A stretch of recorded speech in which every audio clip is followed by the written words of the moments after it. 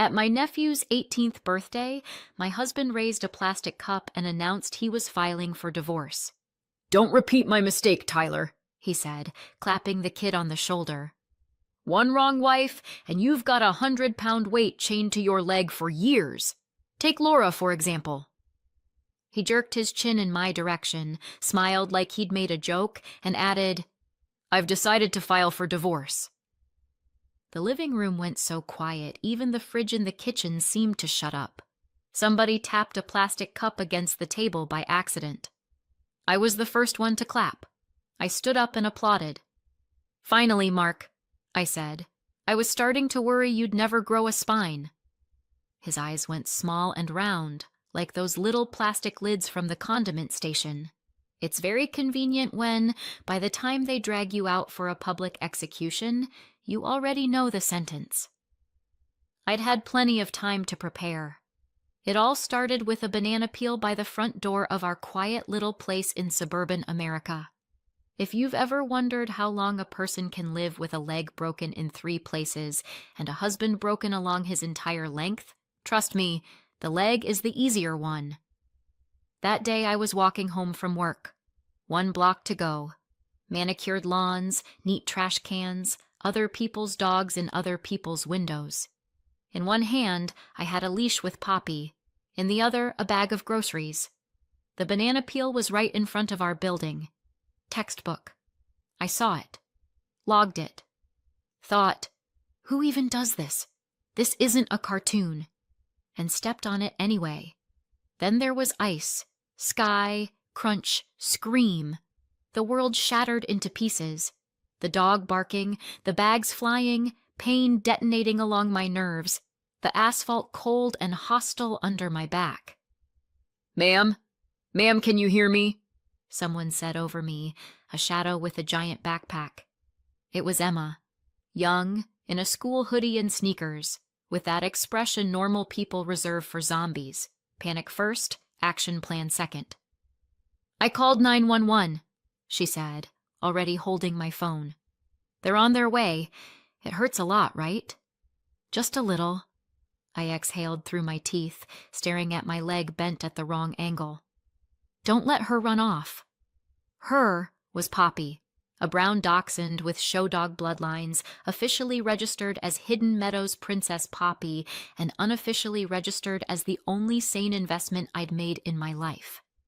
Right now she was tearing around the lawn, screaming at the universe. "I've got her," Emma said, catching the leash. "Who should I call?"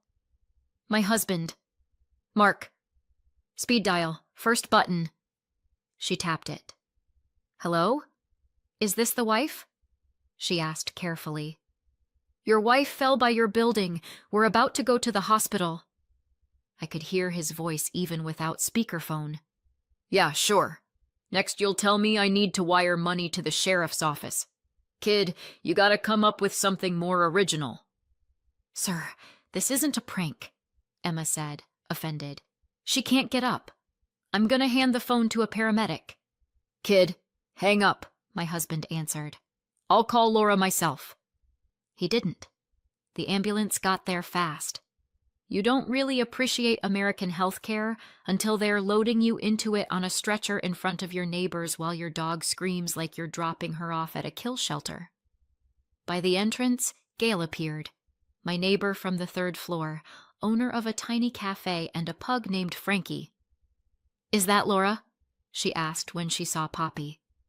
"That's her dachshund. I know them." The paramedic was already undoing the leash. "You her neighbor? Can you take the dog for a bit?" "Of course, and I'll text her mom. She comes into the cafe sometimes." "Don't text my mom," I mumbled through the morphine. "My mom already gets enough. Just... Poppy." "Don't worry, Poppy's about to live a better life than you," Gail assured me, expertly scooping up the dog. "Frankie and I got this." That's how Poppy moved in with the neighbor, and I moved into the trauma unit at County General Hospital. I didn't see my husband until I was already there. They wheeled me into a room late that night, cast on the leg, bandages on my arm, head full of fog. In the corner on a folding chair sat my mom, Linda. Next to her was my stepdad, Gary, with that calm, solid look on his face I'd once hated so much it made me move out. Too stable. Too reliable. "Well, hi," Mom said, wiping her eyes. "You really picked the least budget way to take a day off." "You could have just emailed your boss and said you broke your leg." Gary nodded. "But yeah, the banana has flair." I smirked. It hurt. Mark walked in half an hour later. "Oh, you're awake," he said, like he'd been expecting the opposite. So, how are you?" "Fantastic," I said. "Doctor says I'll be ready for the Olympics in no time." Mom shot him the look people use when they find a roach in their salad. "We thought you'd come straight to the ER, she said. "I was busy," Mark shrugged. "We were just about to head out to the lake with my parents. I figured it was one of those scam calls. You know, your relatives had an accident, send money." "It is surprising they never call you," I said. "You've got experience." He pretended not to hear that. "The doctor said you're going to be here a while," he went on, staring at his shoes. "Well, it's fine. I can get you something on DoorDash." "Mark," Mom set her cup down very gently, very firmly. "She's going to need clothes, chargers, towels, books. You can run home and bring them, right?" "Right now?" He sounded genuinely shocked. "We're already supposed to head out early, beat traffic, and I thought you'd stay with her." That was the moment something inside me went deaf. I lay there under an IV, tubing in my vein, a stranger's hand wrapped around mine, and it still hurt less than that line. "I thought you'd stay with her." Mom looked at Gary. "I'll go," he said. "You stay here. Mark, it's not hard to swing by the hospital on your way, right?" "Well, fine," my husband agreed, like I'd asked him to donate a kidney. "Only my car keys are at Mom's. She's driving tomorrow."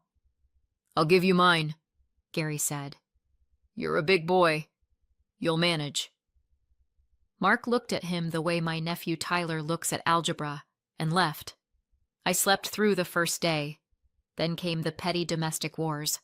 Mark showed up the next afternoon with a single t-shirt, a charger, and a 3-year-old magazine. "You wanted a book," he said. "I wanted my books," I said, "and slippers, and a real set of pajamas." "Well, I didn't know where you keep things."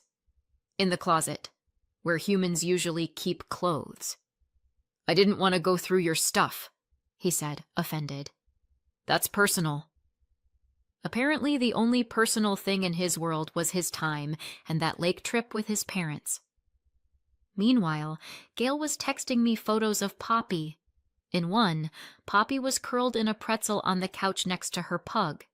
In another, she was on a little rug by a cafe table with the proud face of "I work here now."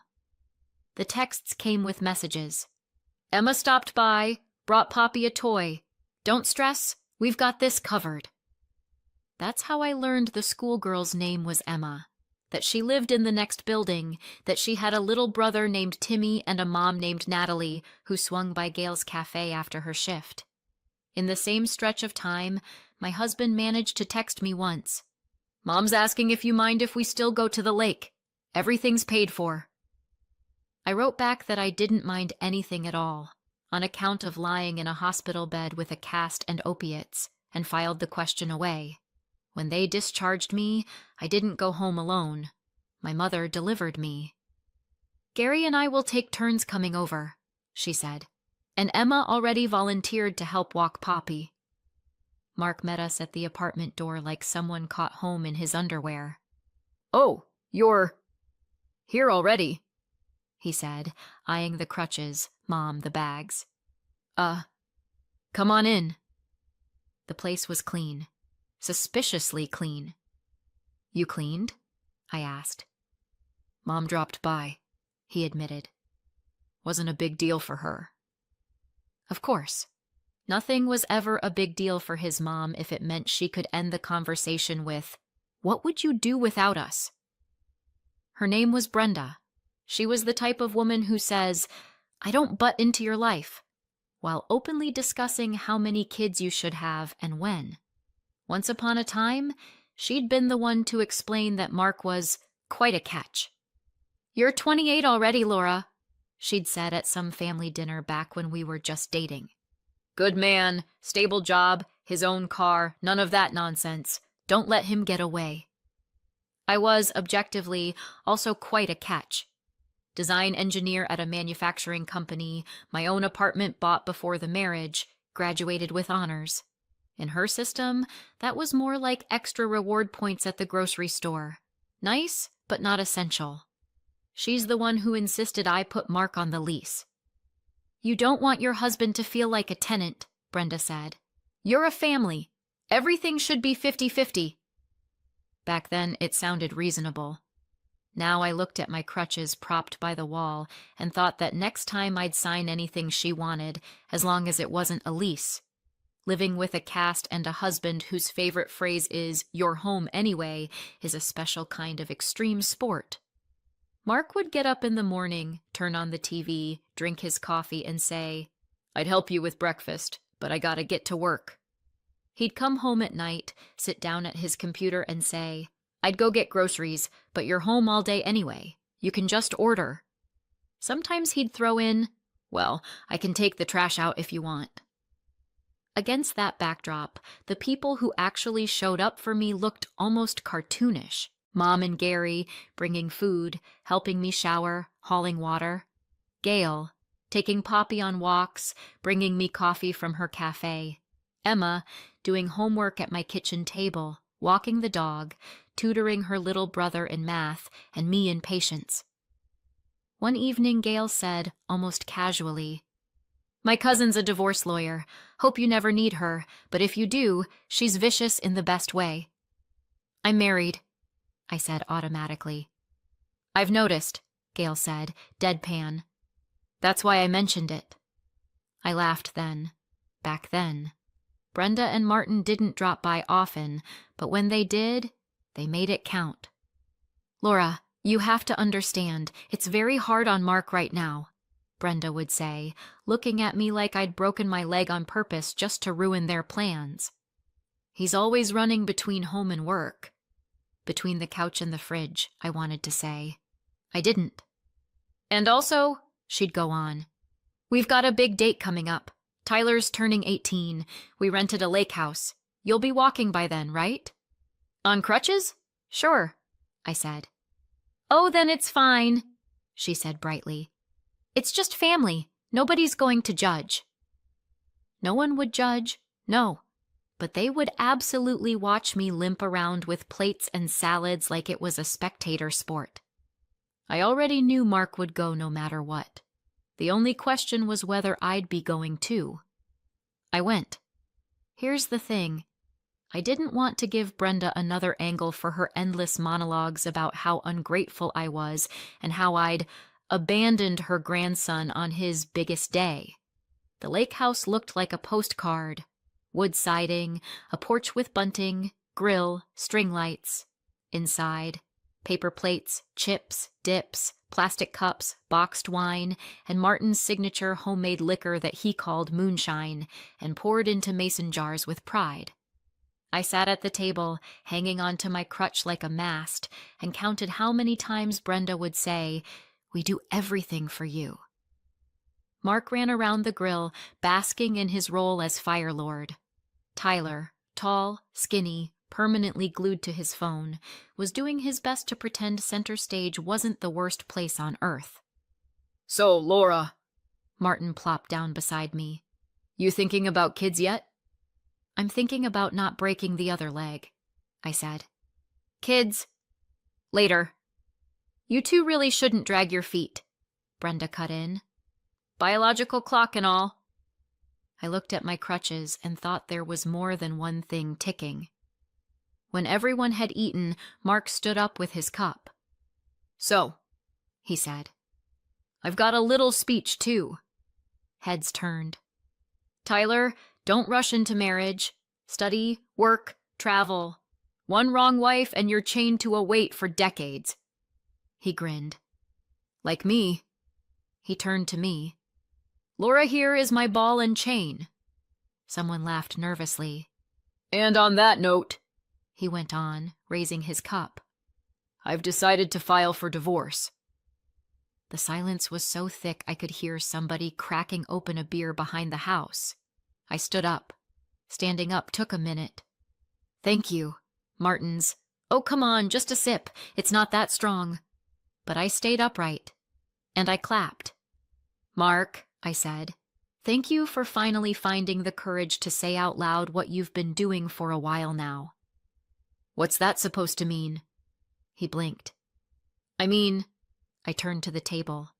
When your husband's business trip bag contains a lacy bra that definitely isn't your size, a gift card for a hotel, and a receipt for 2 coffees to go, that's usually not a sales meeting.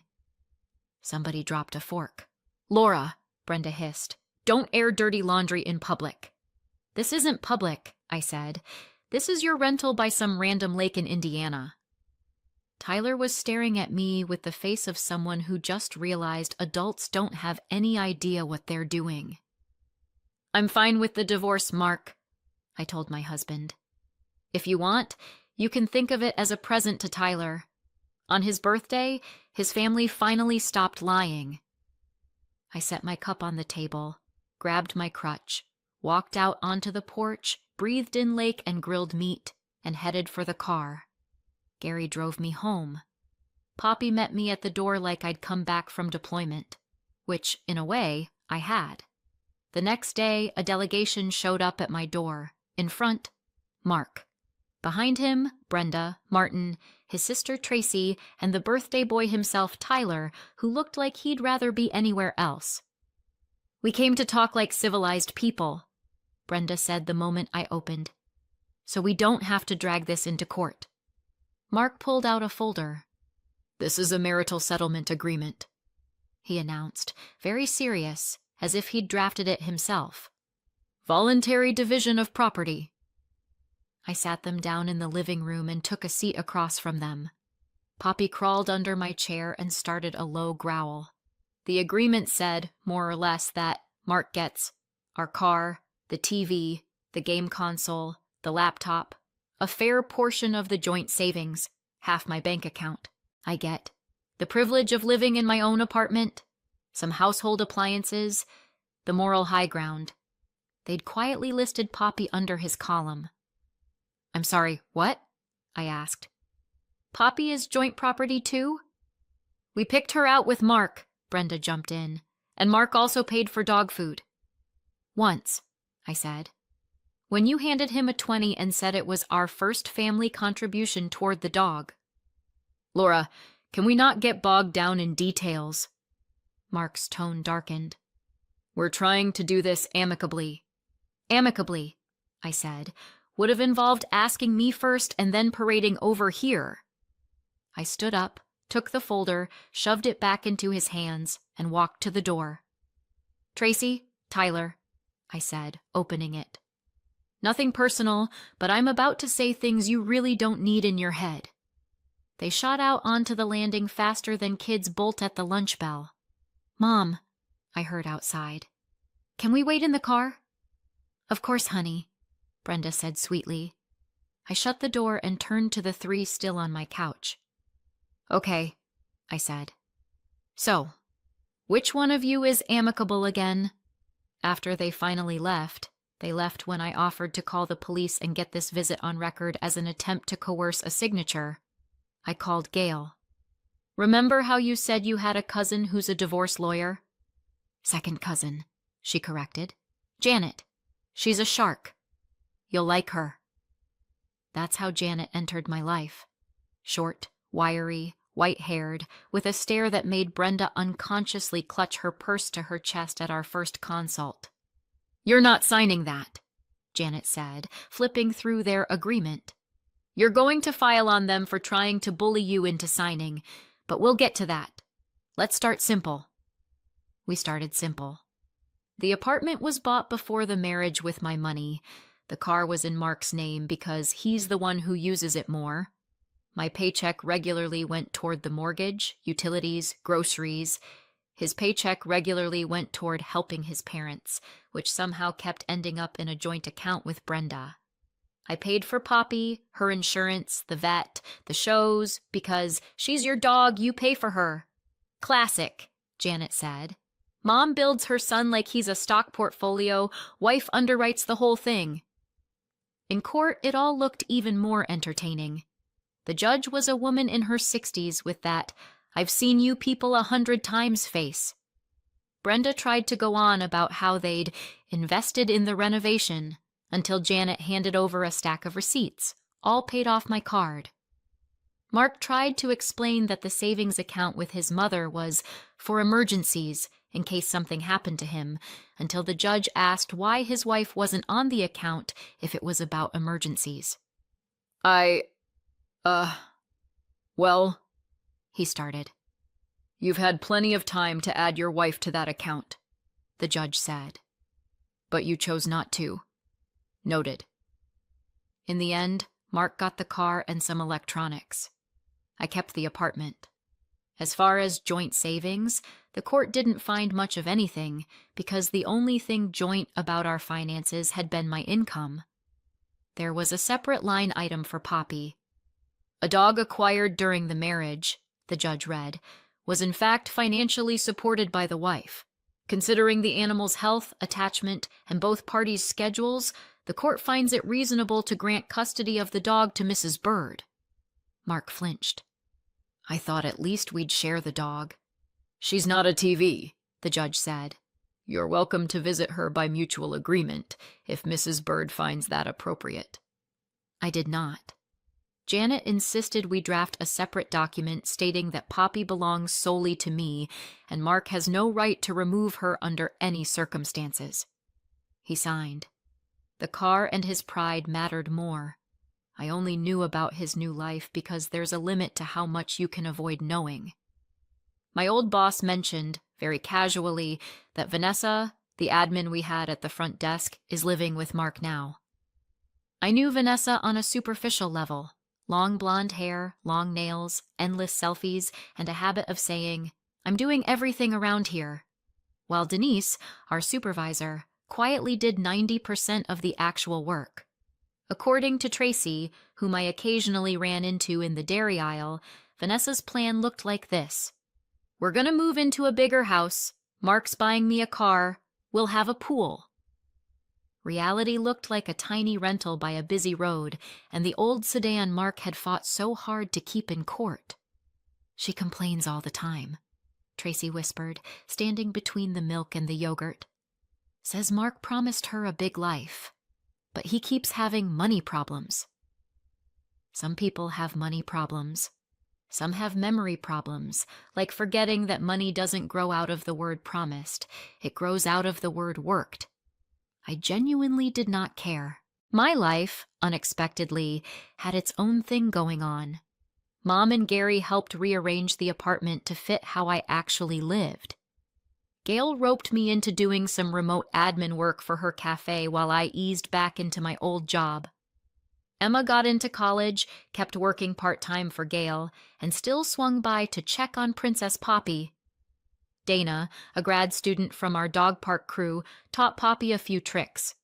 Colin and Paula brought thermoses and gossip to the park, so I stayed fully updated without even opening Facebook. And suddenly, without Mark, there was more air in the apartment, more laughter, more people who showed up just because, not because his mother needed to inspect whether I was turning her son against the family. On New Year's Eve, the real one, not the "my life will totally change this fall" one, I was baking cookies. Poppy sat under the table, making very sure humanity didn't drop anything important. Mom and Gary were due around 8. Emma had sworn she'd drag Timmy over for the ball drop, which in our case meant watching Times Square on TV. Someone rang the bell. I checked the time. 7:30. "We're early," I called, opening the door. "The cookies are still warm, but—" Mark was on the threshold. He was holding one of those giant gift baskets people win at office raffles: coffee, cookies, a bottle of wine, some kind of sausage. Hey, Laura, he said.